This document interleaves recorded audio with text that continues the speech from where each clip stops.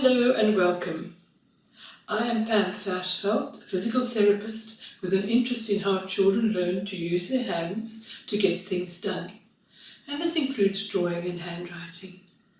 Now, in a previous video, I talked about assessing a child's grip. In this follow-up video, I talk about how to improve a child's grip to make it more functional. Remember that an effective grip is one where the wrist is straight, the little and ring finger point towards the palm, and the thumb, forefinger and middle finger hold the pencil in a way that allows small bending movements of the fore and middle fingers combined with small wrist movements to draw small lines and in all directions.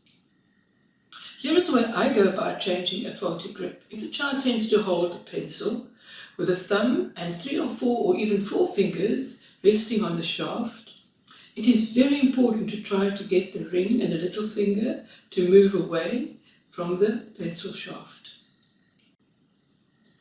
Now, one way to encourage a child to bend the little and ring finger towards the palm is to get them to hold a small object in the palm using the ring and little finger. So I'm using a little stone. Marble is usually a good size for a child whose hands are obviously somewhat smaller. Now, holding the marble in the palm is tricky, and it is a good idea to play some finger games to get the child used to this new position. So they want you clicking your fingers. Can you do much clicking fingers? Doesn't work. Okay, so there we go. That's an effective grip.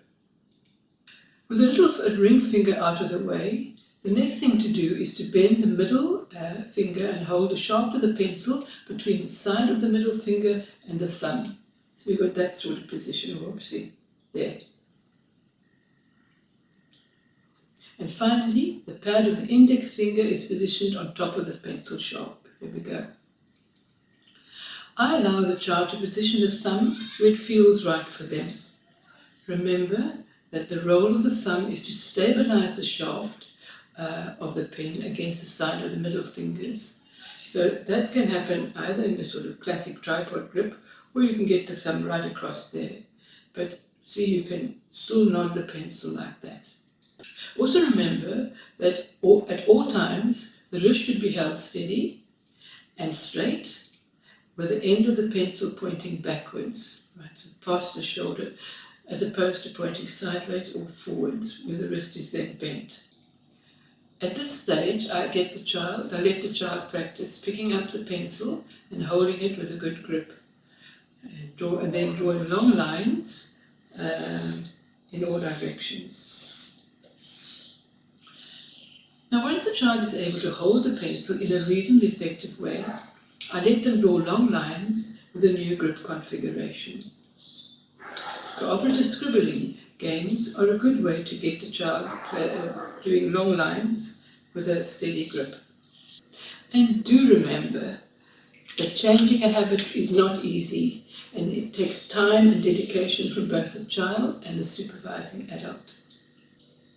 The third step in training a new grip is to encourage the child to use finger movements to draw circles and lines, and then to go on to drawing small shapes and writing letters, again using fingers rather than wrist movements. This will be covered in the next 2 videos in a series. And if you have found this video useful, please leave a comment